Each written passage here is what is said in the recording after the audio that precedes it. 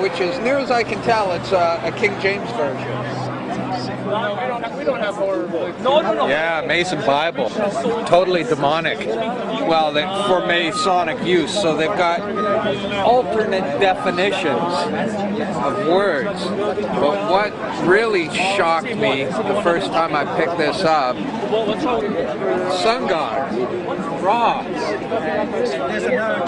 Amen, the Father of God, the Creator, published in the Freemason Bible, which, as near as I can tell, it's a King James version. People like Jordan Maxwell and the woman who made Ring of Power, they try and mix up language and they say, oh, well, when you say Amen at the end of a prayer, you're really, this is who you're saying your prayer to, Amen Ra. Well, that's a lie. No, Amen is Hebrew for so be it, or it is so. So be it, or something I think like it's that. so be it. It's Hebrew. Talk to anyone who's Hebrew and say, what does Amen mean? And they'll say, well, it is so. And that's the truth. That's why we say Amen at the end of a prayer, because it's Hebrew for so be it. Or I think it's so be it. But these liars are trying to convince everyone that you're praying to Amen Ra, the sun god. That's the mystery religions. They mix in all these lies and pagan sun worshipping, trying to corrupt and pervert everything. So the Christian halo comes from these. Yeah, I know, yeah. The halo never appeared. Never in the Bible says anything about anything like that. Until the 4th century, yeah.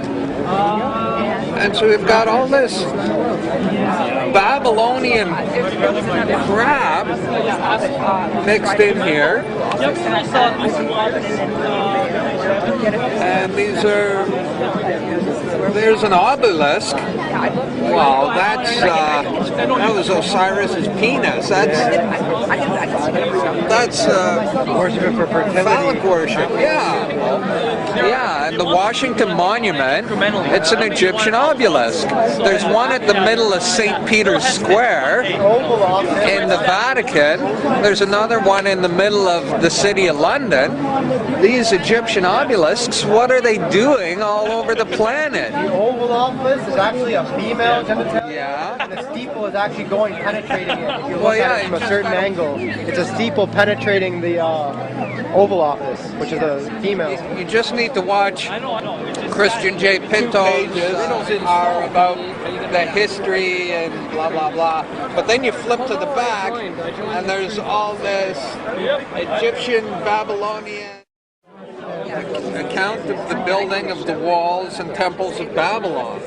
I think it's interesting that Saddam Hussein actually believed that he was Nebuchadnezzar. Yeah. He thought he was a reincarnation of Nebuchadnezzar.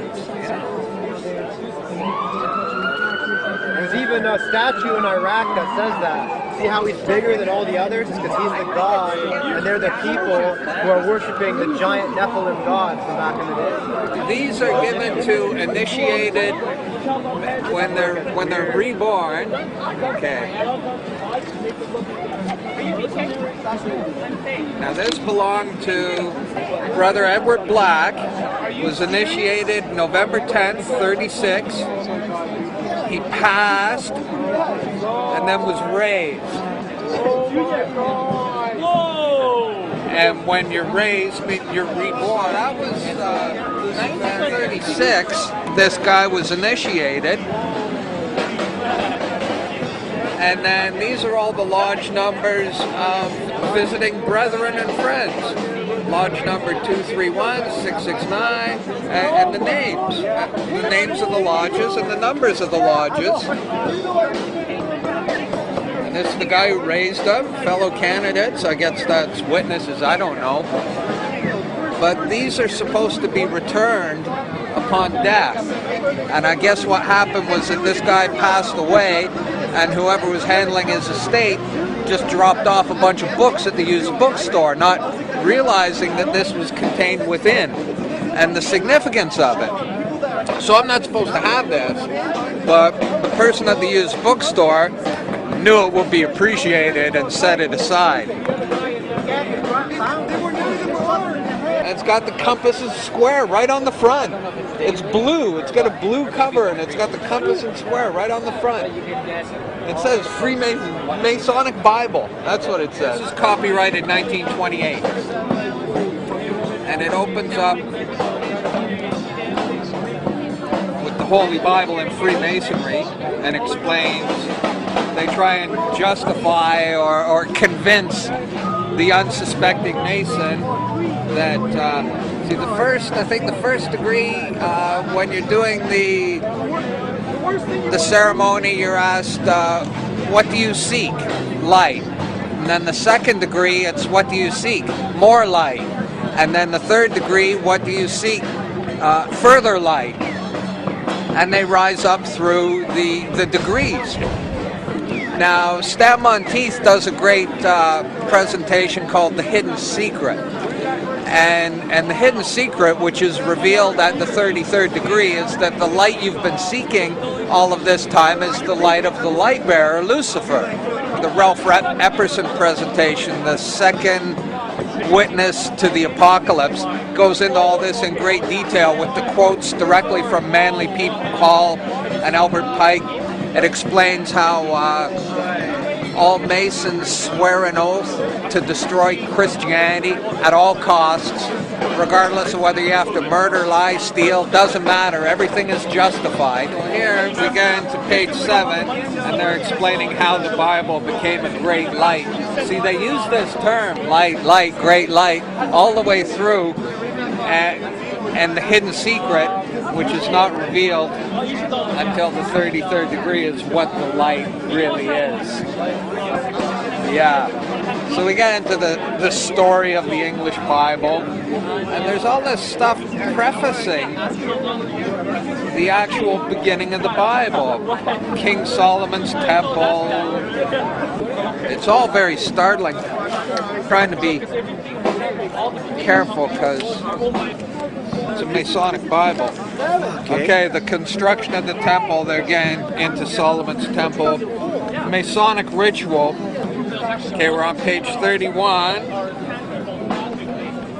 And then we get page 33. The Holy Bible starts on page 33. Could that be a coincidence? What's the significance of 33? The Holy Bible starts on the 33rd page of the Masonic Bible. Pretty demonic, isn't it? And I haven't gone through it in great detail. It appears to be a King James version. But then you flip to the back, and there's all this Egyptian, Babylonian symbols and how it relates to the content of the book. And seals, hieroglyphs that are taken off seals. And I'm looking at this and I'm going, this Babylonian shit has nothing to do with this book. This is like, I put it down and went, oh, this is bad. Yeah.